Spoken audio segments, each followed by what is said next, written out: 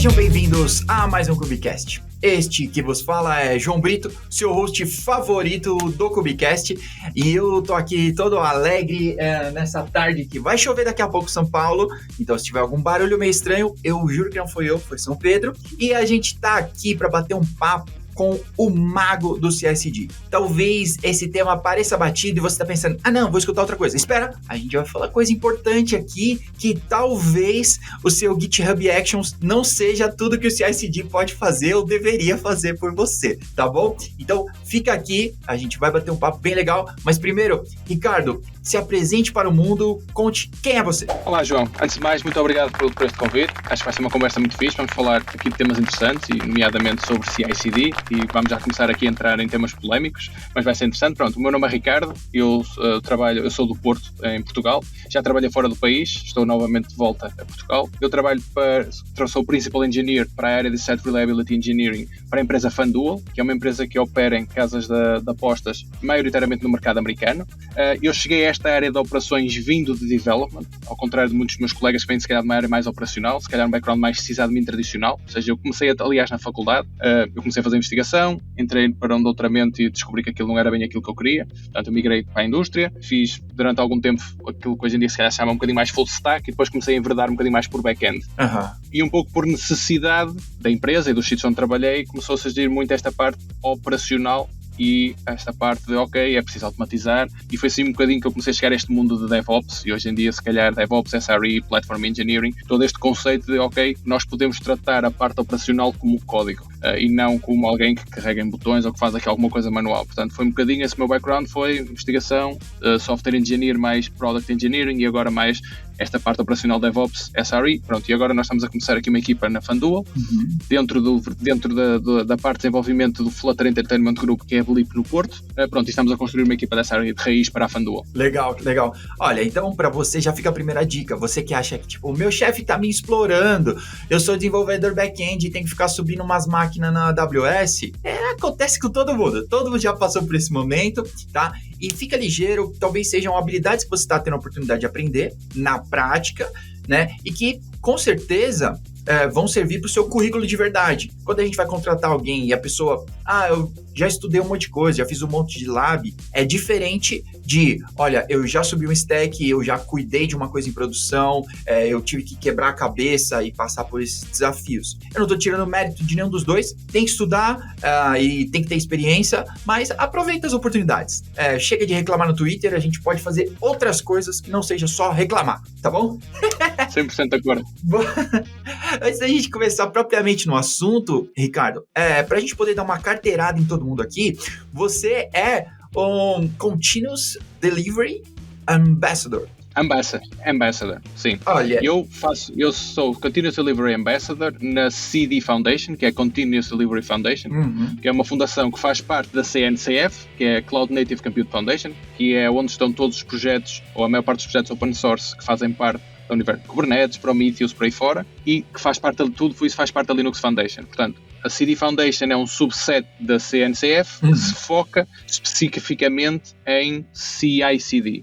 Isto quer ao nível de práticas, quer ao nível de tooling. Projetos que nós já temos alguns projetos que estão debaixo da CD Foundation e alguns que ainda fazem parte da CNCF. A ideia é nós gradualmente começarmos a migrá-los e fazerem tudo que seja relacionado com esta parte de integration, delivery, automação de todos estes processos. A ideia é depois isto ficar tudo debaixo da CD Foundation. Massa. Para quem não conhece o Landscape da CNCF, é uma página infinita de projetos open source que você mal consegue ler tudo o que tem lá. Então, eles estão quebrando, entre aspas, isso em algumas outras fundações, né, ou lideranças para controlar algo com um interesse específico, e é o caso da Continuous Delivery. Quem conhece Kubernetes e conhece os SIGs, que é o Special Interest Groups, ou seja, Kubernetes é um projeto gigante, e dentro de Kubernetes há vários SIGs, são Special Interest Groups, e há SIG para Networking, SIG para, para eventos, seja o que for. Portanto, é esta a ideia de começarmos a partir uma coisa gigante, como tu falaste. Se alguém quiser, veja o CNCF Landscape no site e tente sequer ver os ícones que lá está. É tanta coisa, pronto, e é um bolo muito grande, e então a ideia é isto, nós começamos a ter áreas de interesse em que temos malta específica que está dedicada a focar-se numa área, seja CD, seja o que for. Não, que da hora. Bom, a primeira pergunta, o assunto que a gente que eu gostaria de começar com você é que, mesmo estando aqui nos altos de 2023, e parece que a gente já fala de CI/CD desde sei lá quando, desde os anos 90, não faço ideia de quando começaram a falar disso, mas aparentemente a gente ainda está arranhando esse assunto, né? Que eu fiz a brincadeira do GitHub Actions, ou quando a gente ainda fala de Jenkins, mas a gente faz brincadeira sobre diversas ferramentas aqui, mas CI/CD, assim como Cloud Native, assim como diversas coisas, é mais uma ideia que você vai implementar com umas ferramentas, independente de qual, né? Você pode fazer CI/CD certo com Jenkins e errado com Argo CD. Então, eu gostaria da gente poder começar aqui sobre essa fundação, né? O que seria de verdade, né, esse CI/CD? Certíssimo, João. Eu ponho o CI/CD não é a mesma categoria de DevOps, mas nesta parte em que é uma filosofia, uma maneira de trabalhar e não um conjunto de ferramentas. Eu costumo dizer que fazer CI/CD sem automação não é escalável, mas é possível, ok? É possível fazer. Portanto, eu não preciso ter um Jenkins, ou não preciso ter um Azure DevOps, ou não preciso ter um GitLab, e eu posso fazer CI/CD sem automação nenhuma. Agora, obviamente, que se eu quiser funcionar em escala, e se quiser que isto seja rápido e escalável e seja menos error-prone, se eu tiver automação, quer dizer que vou ter os mesmos resultados, eu quero automação. Porquê é que é uma filosofia? O CI, primeiro temos que perceber o que é que, ou seja, nós para termos CD temos que ter CI, ok? Portanto, se nós não tivermos continuamente a integrar código, não podemos estar continuamente a fazer delivery de código. Portanto, ok, vamos focar se calhar primeiro na primeira área. Tipo, o que é Continuous Integration? E eu gosto sempre de pensar que a primeira coisa que eu pensar é qual é o problema que Continuous Integration tenta resolver? Se nós temos uma prática que não tenta resolver problema nenhum, se calhar não faz muito sentido. Sim. Poderá ser apenas uma melhoria, mas Continuous Integration tenta resolver um problema muito antigo, que era, nós tínhamos engenheiros de software durante muito tempo a desenvolver código, que depois, de alguma maneira, tinha que funcionar um com o outro. Uhum. E esse era o grande problema. Portanto, a Microsoft era muito famosa, por exemplo, por ter releases do Windows ou do Word, já não me lembro qual é, de 3 anos, em que cerca de metade do tempo era feito a fazer código, e depois o outro ano e meio era simplesmente pô-lo todo a funcionar um com o outro, porque era mesmo muito complicado. Portanto, qual é a ideia do Continuous Integration? É nós, em vez de termos estes batches em que pegamos num bolo de código enorme e tentamos juntar tudo e pôr tudo a funcionar, e fazer merge de código e que ele faça merge, por exemplo, em Git, não quer dizer que ele funcione, só quer dizer que não há conflitos de código, não quer dizer que o código produza aquilo que nós queiramos, portanto é garantir que ele funciona, e depois há várias maneiras de nós tentarmos da melhor maneira garantir que ele funcione. Portanto, a ideia é essa, nós em vez de fazermos isso tudo em grandes, que nós chamamos tipo os Big Bangs Operations, tipo, ok, temos este bolo de código, vamos juntar isto tudo e vamos garantir que isto funcione, é nós fazemos isso em batches pequeninos e fazemos isso continuamente, estamos sempre a fazer isso. Pronto, não há uma definição de o que é essa cadência? Se é todas as horas, se é todos os dias, se é uma vez por semana. A literatura fala em que deve ser algo aproximado de diariamente. Ou seja, nós todos os dias devemos integrar o nosso código. Integrar o nosso código implica fazer merge do código, seja lá a ferramenta que nós usamos, ou seja, eu e tu, por exemplo, estamos a desenvolver código, e o que nós temos que garantir é que o meu código e o teu funcionam daquilo que é, qual é o outcome. Muitas pessoas vão dizer, ok, mas eu tenho aqui uma feature que agora se calhar me demora um mês a fazer. Como é que eu faço isto? E nós temos que desenvolver código de maneira que eu possa na mesma integrar código. Às vezes são feature flags, às vezes eu posso ter que pôr código incompleto. Há várias estratégias para lidar com isto. Mas o conceito é este, é eu periodicamente integrar código. A literatura fala em uma vez por dia, por exemplo, uma equipa, integrar todo o código e garantir que ele funcione. Seja, integrar código, fazer merge, correr os testes de unit test, teste de integração, seja o que for. Massa. E esse é o precedente para nós termos continuous integration. O que é que acontece em muitas organizações? Muitas organizações o que têm é automatização. Ou seja, eu a partir do momento em que tenho, por exemplo, posso usar uma estratégia em que eu uso um pull request, e muitas organizações dizem, ok, mas eu tenho o Jenkins que me automatiza este processo, portanto eu estou a fazer CI. Não, isso não acontece, porque, por exemplo, se eu tiver um CI que faz isso, mas eu estou a trabalhar numa ficha durante uma semana e o meu código não vê nenhuma das alterações dos meus colegas durante uma semana, um mês, seja o que for, e eu não estou a fazer CI. Não quer dizer que eu queira fazer CI, quer dizer que eu não, em teoria, não estou a fazer. Este problema é um bocadinho diminuído agora que nós começamos a migrar para infraestruturas com mais microservices ou com microservices pequenos, porque há menos conflito de código entre malta, ou seja, temos menos pessoas a trabalhar na mesma codebase e temos coisas mais focadas. Mas, segundo as Dora Metrics, aquilo que nós vemos é que as organizações que são high performant fazem isto periodicamente. Portanto, eu diria que, resumindo tudo aquilo que eu estive a dizer até agora, CI/CD ou CI, neste caso que é o que estamos a falar agora, é este processo de eu periodicamente integrar o meu código com o código das pessoas que estão a trabalhar na mesma codebase que eu e garantir que ele funciona. Eu garantir que ele funciona, implica correr testes e estar num ponto em que depois aí sim passamos para o CI. Mas a automação não é suficiente para eu estar a fazer CI. Se eu não integrar o código periodicamente, ele pode ser tudo automatizado, mas se eu estiver a trabalhar na minha feature durante um mês e eu não estou a fazer CI. Legal. Eu gostei disso que você disse, porque não precisa propriamente, né, ter o Jenkins, né, ou ter algum automatizador, uma ferramenta, poderia ser Shell, que dá um banho em qualquer ferramenta, mas se a prática não acontece primeiro, né, se os desenvolvedores que estão participando ali naquele projeto não tomarem essa ação, nada vai acontecer, né, o processo todo tem que começar que as pessoas entendam, e normalmente é aí que a gente esbarra, né, e esses conceitos são velhos, né, Feature Flag, a gente poder ir colocando o código pela metade, não ter problema com isso. Então, ainda sobre esse assunto, ainda nesse parênteses, você tem desafios com isso quanto a, principalmente porque você já veio desse background de desenvolvedor, de como convencer os desenvolvedores, né, ou catequizá-los a tomar isso como prática. Porque às vezes a gente, como operações, SRE, DevOps, aí, a gente vai criar um tooling, né,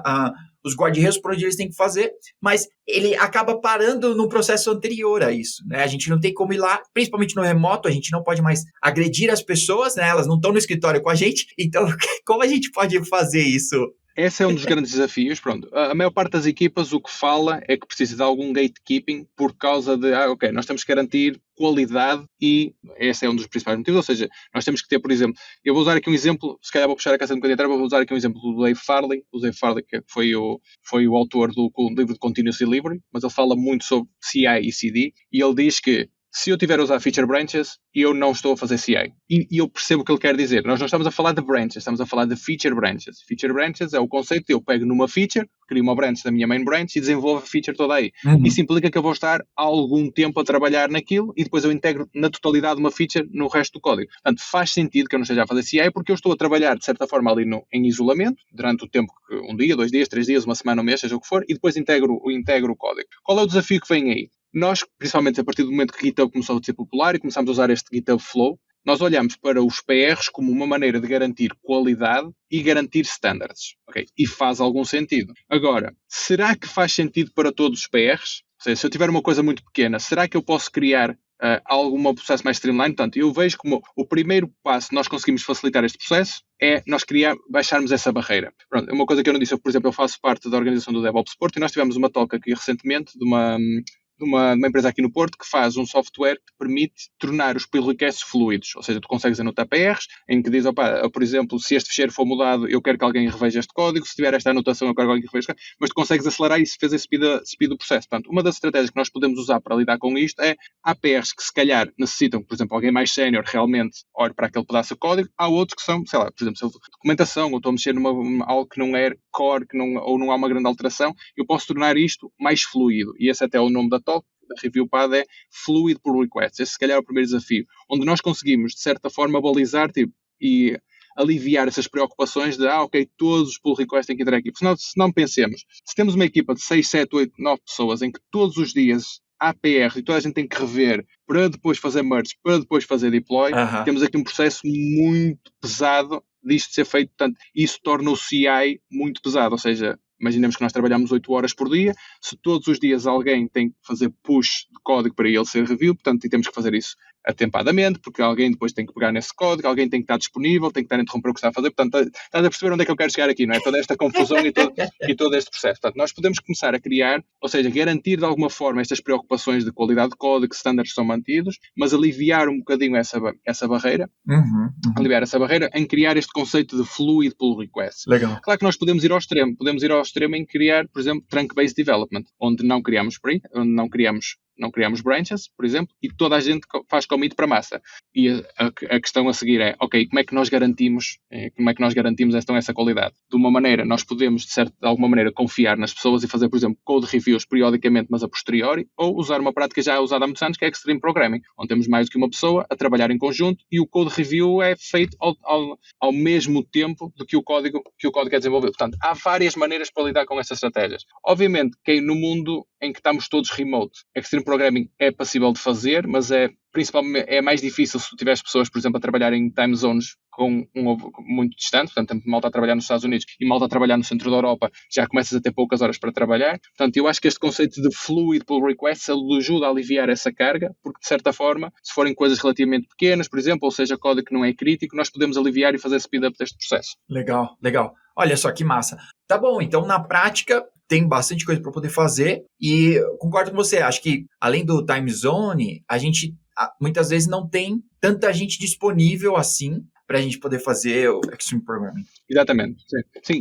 Mas esse é o mesmo problema que tens com teres muitos PRs. Portanto, se tens uma equipe com 7, 8 pessoas e imagina que queres fazer mesmo CI e tem que haver review de todos os PRs todos os dias, tu tens que ter malta dedicada a fazer esses reviews e depois tens back and forth, ok? Isto não está bem, ou qualquer coisa, portanto, estás a imaginar. Portanto, e há PRs que, se calhar, por exemplo, pode não fazer sentido e podes aliviar esse processo, sem comprometer, obviamente, a qualidade dos teus processos. E depois há muitas coisas que nós podemos automatizar, em termos de linting e coisas desse género. Há coisas que nós podemos, automaticamente apanhar no código e dizer, não estás a seguir esta convenção ou aquela convenção, sem que alguém olhe. Legal, legal. Massa. Tá bom. Então, CI aparentemente é a primeira fase desse processo e aí a gente vai para o delivery, né? Então, vamos para o CD aqui.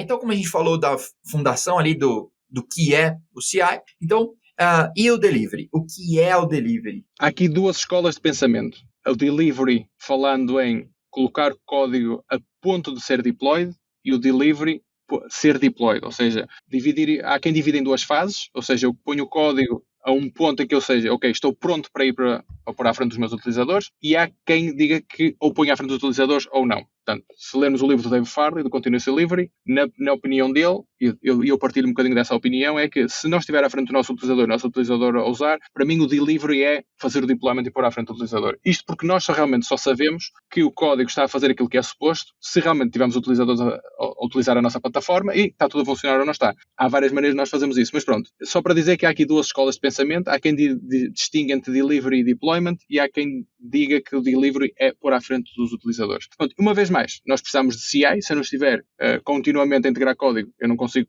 estar continuamente a fazer deploy de código e pronto. E depois este processo do Continuous Delivery é precisamente, se pensarmos que é deployment e pôr à frente dos utilizadores, é diariamente, por exemplo, ou com muita frequência, que estou constantemente a pôr à frente do utilizador, vejo qual é a reação que o meu utilizador tem, gostou, não gostou, teve um bug, mandei a plataforma abaixo, seja do que for, e iterar. É este processo de estar constantemente a pôr novas funcionalidades ou novo código, às vezes nem é novo código, ou seja, nem é novo código, nem é nova funcionalidade, mas estou a pôr novo código, mesmo que o utilizador não esteja a usá-lo, mas pelo menos eu estou a garantir que, iterativamente, os meus utilizadores continuam a utilizar a minha plataforma sem problemas. Eventualmente, depois nós temos estratégias de pôr isso à frente do utilizador ou não. Depois há a parte em que podemos falar em que uma coisa é fazer deploy do código, outra coisa é fazer release. E o conceito de release é o utilizador tem acesso a uma nova funcionalidade ou não. E é aqui entram coisas como feature flags, por exemplo, onde me facilita este processo de eu lancei uma nova feature, ativei-a na feature flag, o utilizador está a funcionar, há um bug, o site ficou mais não sei o quê, e eu posso fazer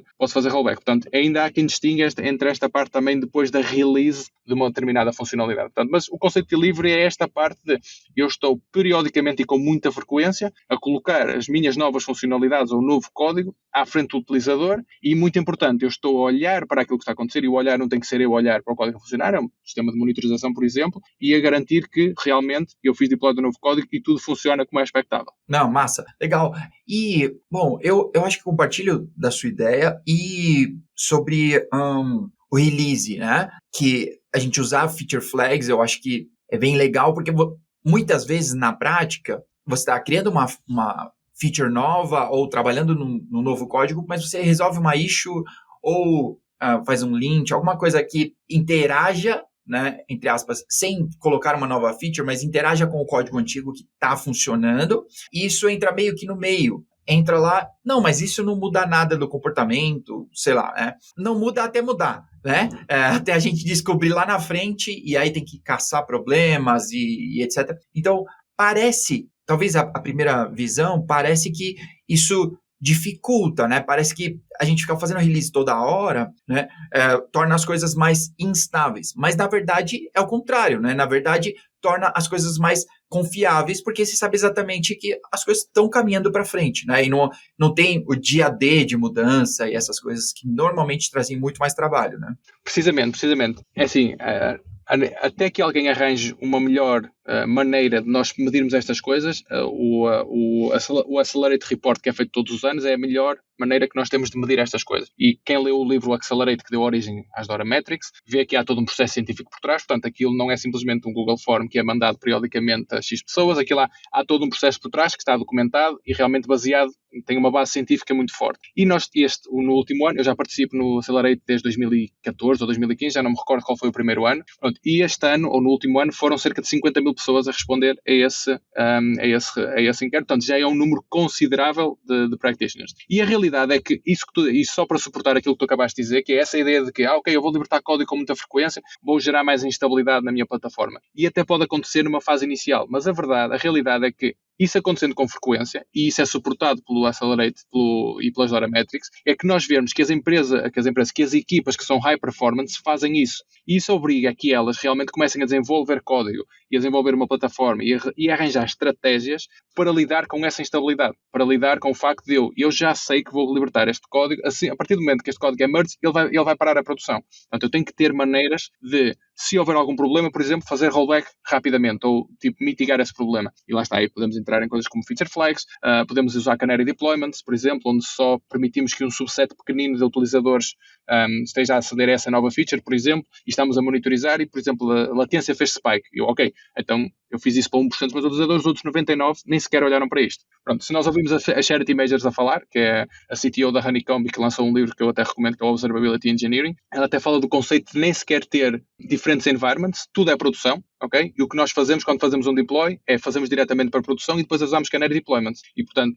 ok, pegamos em 1% de tráfego, começamos a redirecionar para a nova funcionalidade, monitorizamos, está tudo ok, não está tudo ok, até podemos fazer ativar e desativar a feature flag só para esse conjunto de utilizadores e progressivamente vamos fazendo isso. Isso permite-nos aquilo que tu disseste. O que inicialmente nós podemos pensar como sendo mais volatilidade vai fazer com que eu também faça deploy de coisas mais pequeninas. Portanto, apesar de eu estar a fazer muitos deploys, também estou a fazer deploy de coisas muito mais pequeninas. Em vez de fazer uma bola gigante de código, uma bola gigante de alterações que me manda o site abaixo ou não manda. Portanto, é este processo iterativo de eu estar a fazer tal como Continuous Integration, ou seja, integrar código de coisas pequeninas, em que eu ainda consigo ter na minha cabeça. Se eu tiver 6 meses de desenvolvimento na minha cabeça para fazer deploy, é pouco provável que eu saiba tudo o que está ali dentro. Mas foi a feature que eu fiz há 2 horas atrás, é muito provável que eu consiga acompanhar todo o fluxo, vejo que aquilo chegou à produção, é fácil de testar, é muito mais fácil eu criar testes, smoke tests, integration tests, mesmo synthetic monitoring para essas features, e garantir, tipo, ok, está tudo a funcionar onde vai, e posso passar para a fase seguinte. Portanto, é este conceito de, periodicamente, e essa instabilidade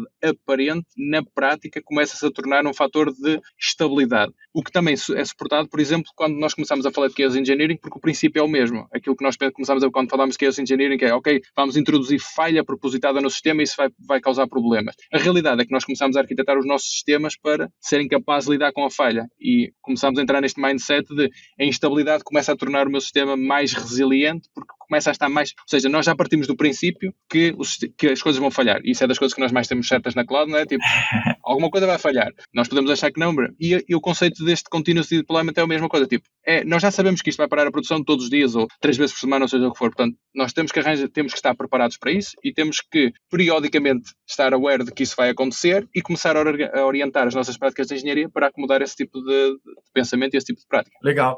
Eu tenho o livro do Honeycomb, ainda não li, mas é um pouco ousado essa prática, né, de todo mundo como está em produção, né, tudo vai para produção, porque leva um tempo, né, até você ganhar essa maturidade, o mesmo lance do Chaos Engineering, que no início vai causar problemas. O objetivo final até é legal, né, eu quero antecipadamente me preparar para os problemas, mas no início o sistema que estava no ar vai ficar fora. Então, como na prática, talvez a priori, conseguir colocar essa consciência nas pessoas, né? Porque eu acho que bastante coisa do que a gente falou aqui não é sobre ferramentas, mas é sobre as pessoas praticarem isso, né? O lance que você disse agora sobre uma feature que eu codei, você está sendo muito otimista com 6 meses, hoje é terça, eu não lembro o que eu fiz ontem, então, exatamente,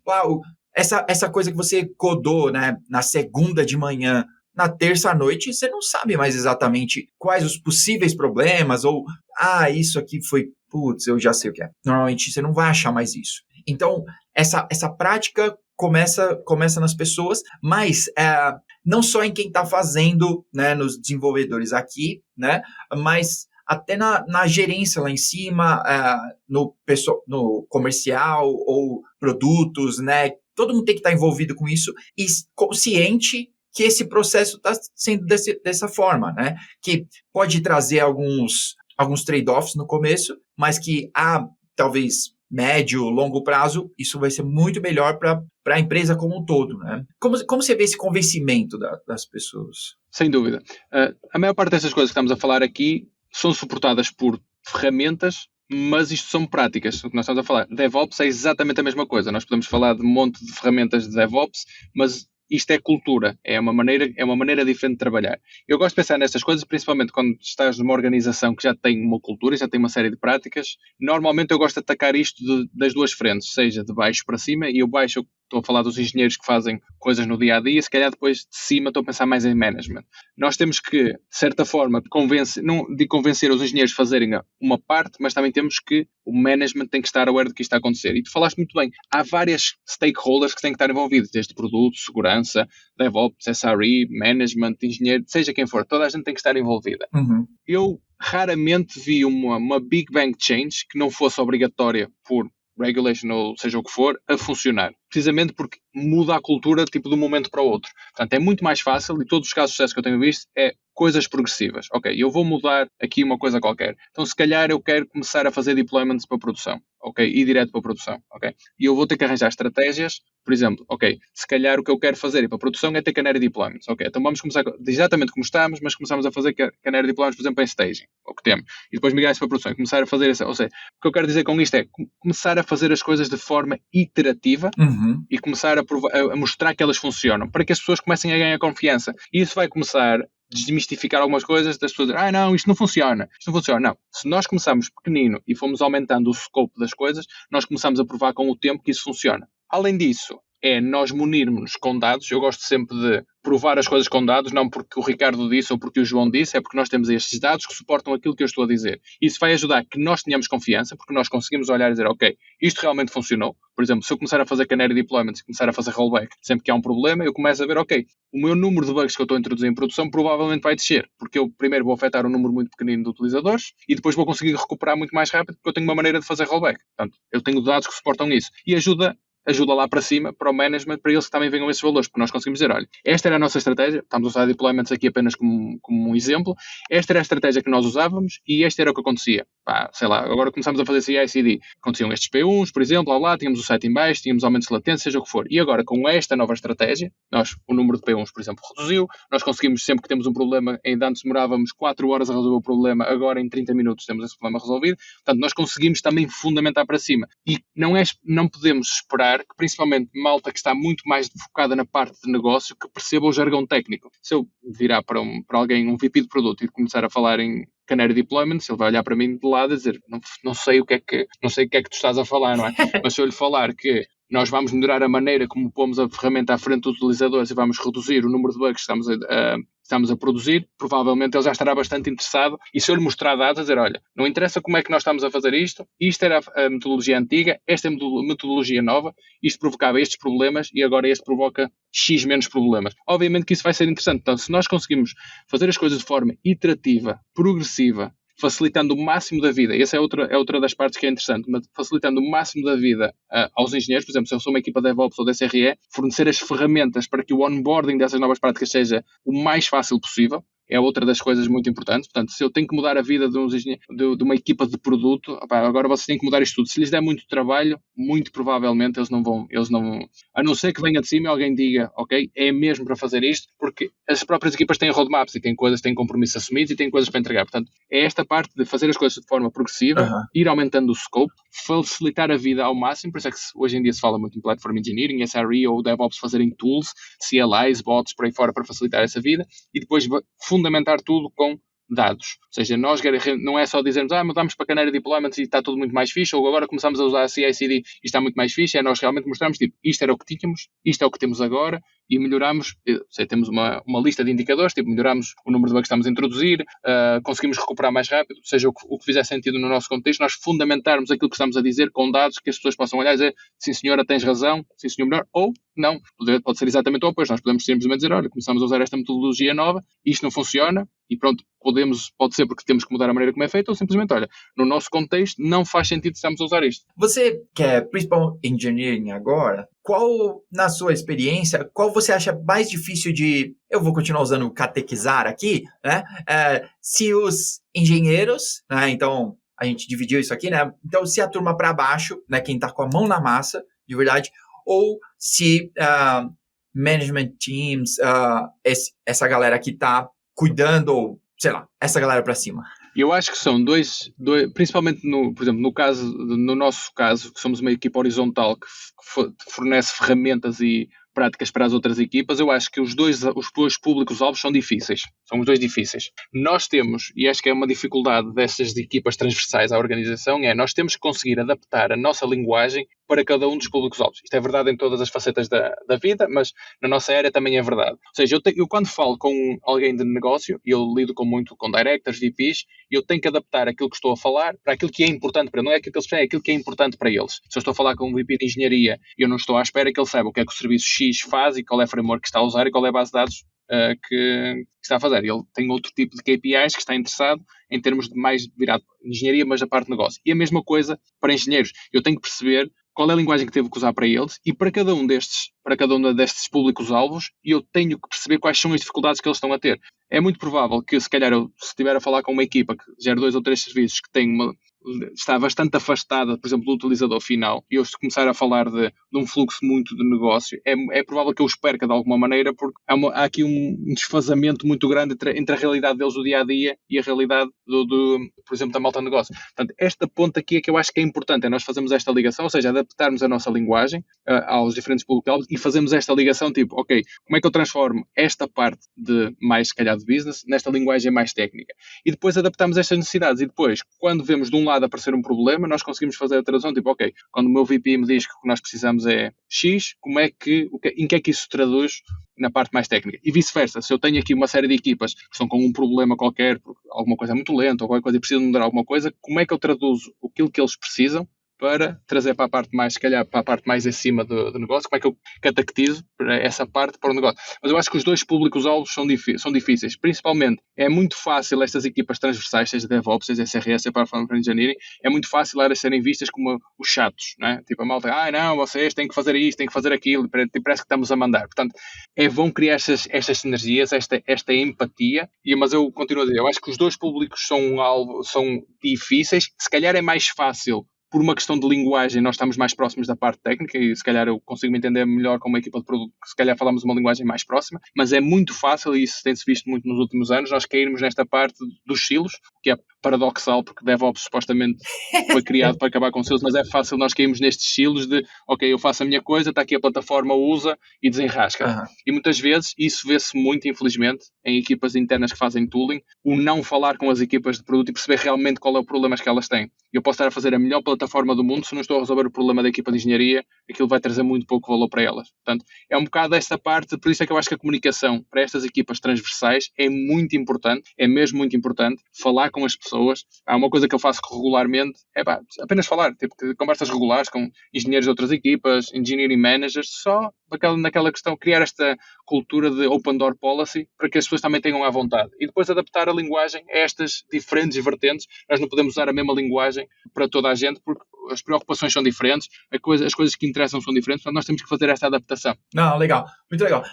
Agora, talvez um pouco sobre experiência, a gente fala bastante, eu vejo a gente falando cada vez mais sobre isso, que desde lá de baixo, dos desenvolvedores, dos DevOps, SREs, etc., a gente tem que olhar para o negócio, né? A gente tem que cada vez mais estar conectado ao produto que a minha empresa faz, e não só, eu faço código e é isso, deu minha hora, eu vou para casa, ou eu saio, eu desligo o computador.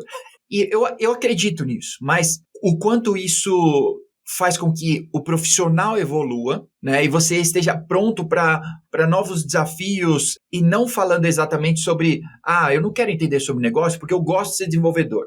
Isso é o que normalmente eu escuto, né, de técnicos, que eu gosto de ser desenvolvedor, eu sou técnico, eu não tenho que entender sobre o negócio. Mas você está criando esse código para quê, então?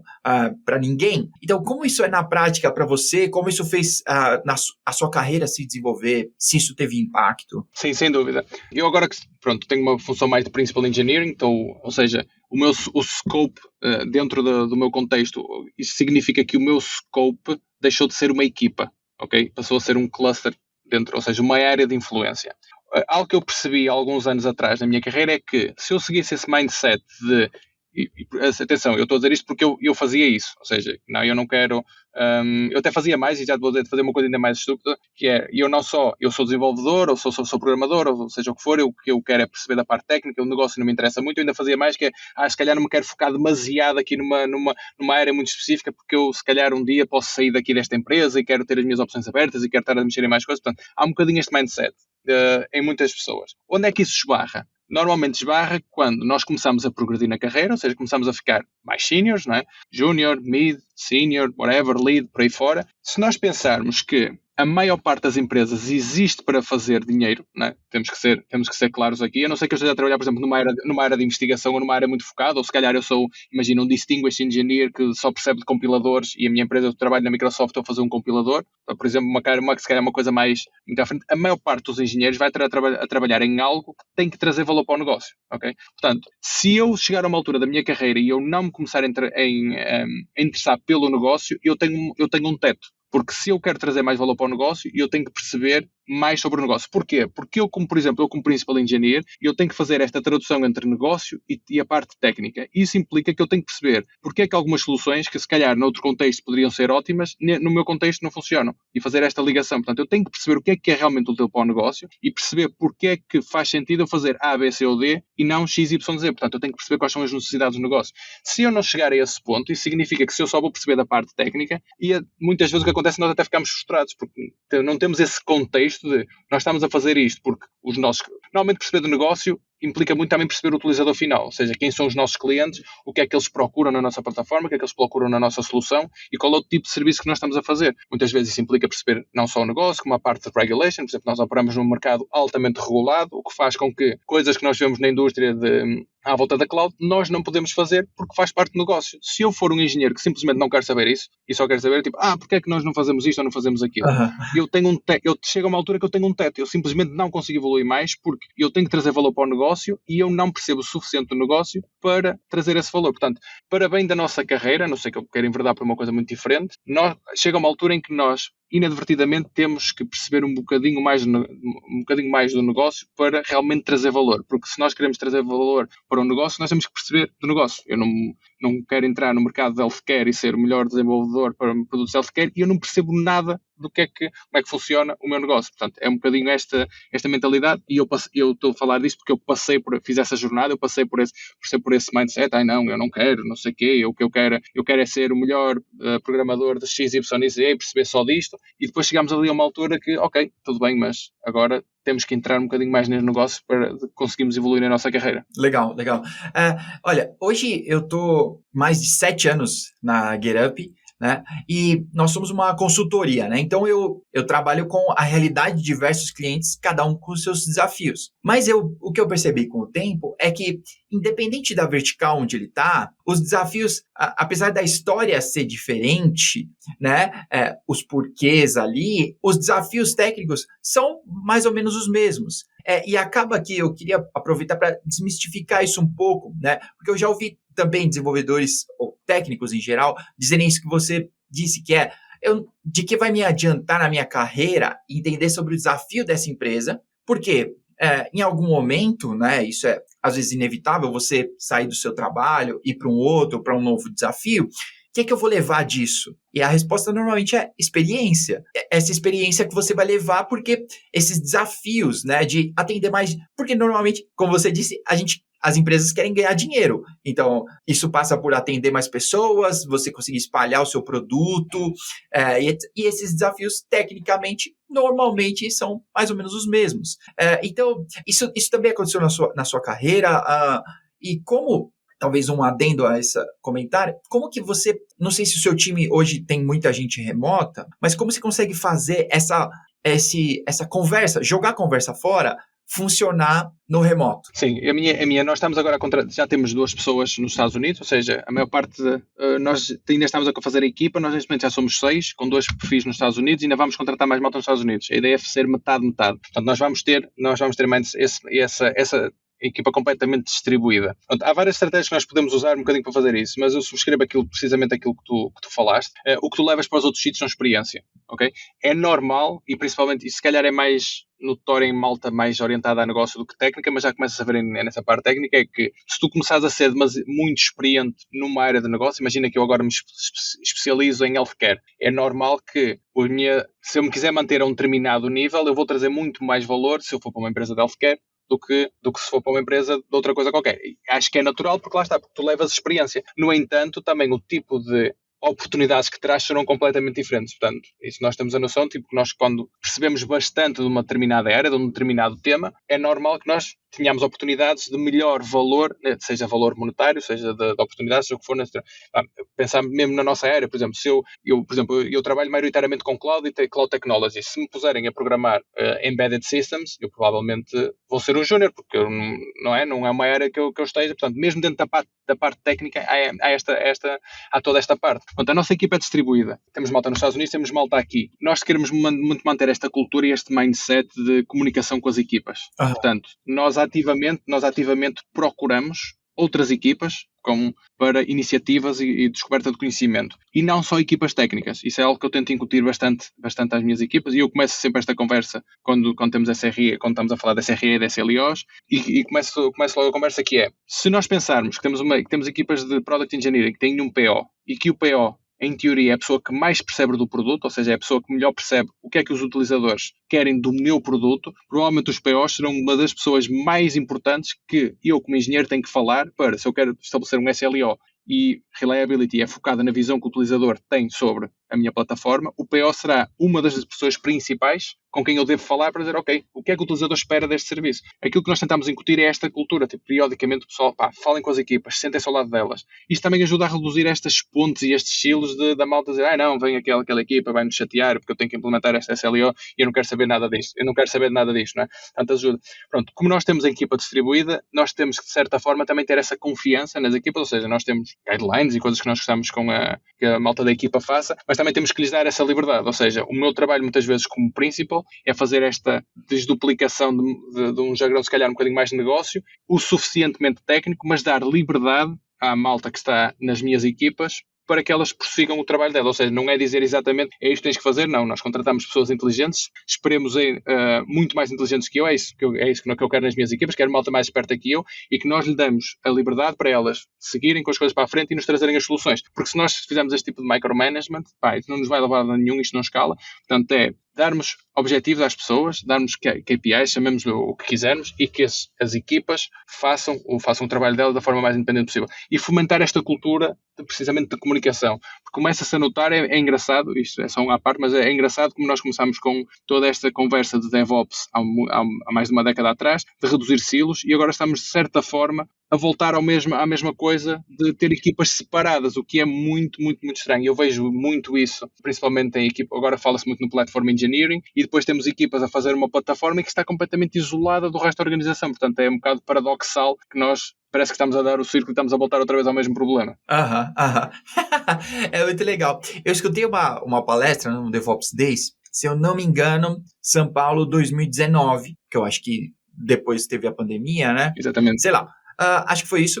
Eu só me lembro do sobrenome dele, Brown, que ele era da Microsoft, e ele trabalhou na evolução do precursor do VS Code para poder lançarem a versão do VS Code. E eles demoraram 3 anos entre uma versão e outra, né? Então, eles pegaram, 3 anos antes, coletaram tudo que eles precisavam, né, que eles acreditavam, coletaram tudo aquilo e demoraram 3 anos para entregar. E quando eles entregaram, não tinha nada a ver com o que as pessoas precisavam, porque já tinham se passado 3 anos. É muito fácil ouvir isso, né? Mas só que quando você está envolvido no projeto, não é, né? Não é tão intuitivo assim. E às vezes parece para mim que a gente fica voltando a isso, né? Que a gente está fazendo exatamente a mesma coisa com plataforma engineering agora, que a gente pega a coleta e que as pessoas precisam, olha, elas precisam de lint, elas precisam de CI funcionando, de um Jenkins para fazer o delivery, isso aqui, vamos conectar tudo isso e vamos dar um SSO para elas poderem se logar, e é fim. E aí a gente demora 1 ano para fazer tudo isso funcionar, e quando vai lá, as pessoas não usam, porque tem uma nova coisa que elas precisam aprender, e a gente, como ser humano, a gente tende a escapar de processos, né, novos, né? Vou aprender mais uma coisa, esse daqui tá funcionando. Como que a gente pode tentar escapar disso ainda num ambiente remoto? Eu tenho hoje, por exemplo, com o meu time, eu faço uma reunião de sexta-feira, né, que é aberta, qualquer um da empresa pode participar, e a gente começa com uma retrospectiva só para quebrar o gelo, né? Mas a gente vai falar bobagem, todo mundo vai estar bebendo ali, já é sexta-feira e etc. Mas, às vezes, ainda parece um pouco imposto que as pessoas participem, né? E parece meio chato você fazer uma reunião para todo mundo dar risada, mas é online. Como a gente pode, se isso no seu time, como você tem feito algumas ideias? Essa é uma das coisas que nós também começamos a fazer, ou seja, queremos fazer, já fiz no passado e queremos fazer, essa ideia, tipo, uma espécie, imagina, de um demo day ou seja o que for, que é aberto a toda a gente. Por exemplo, nós periodicamente, seja todas as semanas, todo 15 dias, final de sprint, seja o que for, periodicamente, simplesmente, estamos ali numa parte muito informal, quer dizer, fizemos nesta sprint, trabalhamos nisto, e qualquer pessoa pode se juntar, fazer perguntas, seja o que for. Essa norma, acho que é útil, mas sim, eu percebo que, de alguma forma, pode parecer forçado, ou seja, também não devemos obrigar ninguém, mas quem quiser se junta. Essa é uma alternativa. A outra é o que eu digo, apenas sentar-se com as pessoas, ver as coisas a funcionar. Uma coisa que eu gosto bastante e que normalmente tento que as minhas equipas façam é o conceito de dog fooding, ou seja, nós estamos a desenvolver alguma coisa e nós temos clientes dessa própria coisa, porque isso traz duas vantagens, que é, por um lado, nós usamos as ferramentas e temos um problema, temos que resolver, porque está a afetar o nosso problema, e ajuda-nos a empatizar com os nossos clientes, porque nós somos os nossos próprios clientes. Portanto, há um exemplo muito, muito, muito conhecido disto, que é com o Azure DevOps, que na altura não se chamava Azure DevOps, chamava-se outra coisa qualquer, já não me lembro qual era o nome, e a maior parte das pessoas não gostava da ferramenta. Até que um dia as equipas que começaram a usar o Azure DevOps começaram a usar o Azure DevOps como uma ferramenta deles de automação /CI/CD. E a qualidade da ferramenta disparou em termos de qualidade. Porquê? Porque eles começaram a ter os mesmos problemas que os próprios clientes deles tinham. E então, isto é muito lento, ou isto não faz isto que muita gente precisa, então começamos a entrar nesse mindset. Portanto, eu gosto muito deste conceito de dentro do possível. Por exemplo, se eu só faço, se me imagina, é difícil, por exemplo, se eu faço front-end e faço um site de healthcare, se eu não utilizo vai ser muito difícil, mas há muitas coisas que nós podemos seguir esta prática de dogfooding. Por exemplo, a minha equipa faz código e fornece uma ferramenta para outro qualquer. Se as equipas usam uma plataforma qualquer de CI/CD, eu vou usar a mesma plataforma que eles e vou utilizar as mesmas metodologias, as mesmas ferramentas que eles, e eu desta forma consigo começar a sofrer dos mesmos problemas que eles sofrem. E eles sofrem, eu também sofro, eu resolvo, e ajuda-me a empatizar, porque eu até posso nem ter a oportunidade de melhorar por diversas razões, mas pelo menos percebo quando alguém se queixa ou quando alguém reclama, eu percebo qual é o teu problema, porque eu passo exatamente pelo mesmo, eu também sofro com isso. E eu acho que muitas vezes esse é um disconnect que existe entre as equipas, porque às vezes temos uma equipa de plataforma, whatever, que faz X, Y e Z, mas depois não usa o mesmo tipo de metodologia ou não usa o mesmo tipo de ferramentas. E depois cria-se um bocado este desconhecimento e vice-versa, não é? Mais desconnect entre o que uns fazem e os outros e a maneira como fazem, ferramentas diferentes. Portanto, eu acho que estas 3 coisas são muito úteis. É o simplesmente falar com as pessoas, coisas informais, acho que ajuda bastante a criar estas empatias e sinergias, estas espécies de demo days, onde eu periodicamente, e qualquer pessoa pode ir lá, pode dar feedback, tornar o trabalho público, é um que eu me esqueci, mas acho que é muito importante. Ou seja, dentro da minha equipa, qualquer pessoa dentro da organização pode simplesmente ver o que é que nós estamos a trabalhar, Gira-board, nosso Confluent Space, qualquer pessoa consegue ver, é nisto que nós estamos a trabalhar, e isso permite que eles, de certa forma, percebam o que está a fazer, ou seja, não há nada escondido, não há receio nenhum. conseguem dar feedback, a dizer, opá, se calhar há aqui coisas que nós, sei lá, temos mais prioridade, mas agora que vimos, estamos a saber, e também permite colaboração, porque se calhar às vezes há pessoal que quer colaborar connosco por alguma razão, e se as pessoas tiverem acesso a ver o que é que nós estamos a fazer, conseguem colaborar melhor. E depois é esta parte de usar as mesmas ferramentas. Se na minha empresa toda a gente programa em Java e fazemos ferramentas em Java, ou Go, ou seja o que for, e usamos Jenkins para CI/CD, usamos Gira para não sei o quê, vamos usar as mesmas ferramentas. Se nós estamos a resolver um problema para nós, também estamos a resolver para outras pessoas. Portanto, eu acho que todas essas coisas ajudam nesse processo. Muito legal, muito legal. Poxa, Ricardo, eu queria te agradecer. Olha, a gente está no meio da tarde aqui, o Ricardo provavelmente já está no começo da noite, né? Sim. Mas eu queria te agradecer pelo seu tempo, muito obrigado. Se você está ouvindo esse episódio e não ouviu, a gente falou sobre plataforma engineering, né? Tem uma galera, e o Ricardo está lá no meio, a gente falou mal de Jenkins e de um monte de outras coisas, então ouve lá também. A gente tem mais um monte de episódios e eu tenho certeza que vocês vão gostar. Se você tiver temas ou assuntos ou pessoas que você gostaria que participasse, né, para compartilhar, ou se é você mesmo que quer compartilhar um tema, me pinga, @juniorjbn, a gente grava, a gente compartilha com o planeta Terra todo. E, Ricardo, antes da gente acabar, eu queria saber se você tem um último recado para deixar para a galera nesse episódio, por favor. Sim, olha, eu vou voltar a bater numa tecla que fui falando aqui ao longo do tempo, que é esta parte da comunicação. Principalmente para equipas de Operations Engineering ou para equipas que são transversais a outra equipa. A melhor maneira de quebrar silos é simplesmente falar. Sentarem-se à beira de outras pessoas. Muitas vezes no remote é mais difícil, mas estabelecerem estas comunicações, porque isso ajuda, independentemente de, muitas vezes, até nem ter a oportunidade, ajuda-nos as duas coisas.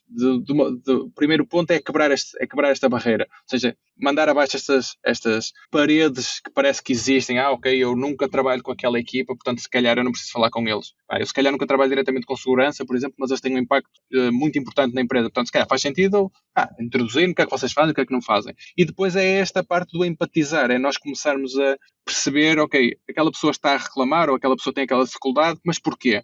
E acho que isso ajuda muito. E acho que é o primeiro passo para uma cultura de DevOps. Eu continuo a acreditar muito nesta cultura de DevOps. Acho que é esse primeiro passo, é estabelecer tirar estas paredes abaixo e esta comunicação. Não quer dizer que a equipa tenha que fazer tudo por aí fora. Nós podemos continuar a ter Operations Engineers e Developers, mas é preciso reduzir estes silos e que trabalhemos todos para um goal comum, e muito passa por esta fase de comunicação. É as pessoas falarem umas com as outras, entenderem-se umas às outras, partilharem os problemas, partilharem as dores, porque muitas vezes é esse o problema, é as pessoas entenderem quais são os problemas umas das outras. Portanto, eu aconselho toda a gente a simplesmente falarem umas com as outras, criarem estes ciclos. Nós falamos aqui de várias opções, de maneiras que nós podemos comunicar uns com os outros, porque muitas vezes nós temos a tendência, quando falamos em CI/CD ou DevOps ou SRE, focar-nos diretamente numa prática ou numa ferramenta, e depois esquecemos a parte da cultura, que foi muito do que nós falamos. Se calhar foi a esmagadora maioria das coisas que falamos aqui hoje foi cultura. Falamos de ferramentas, mas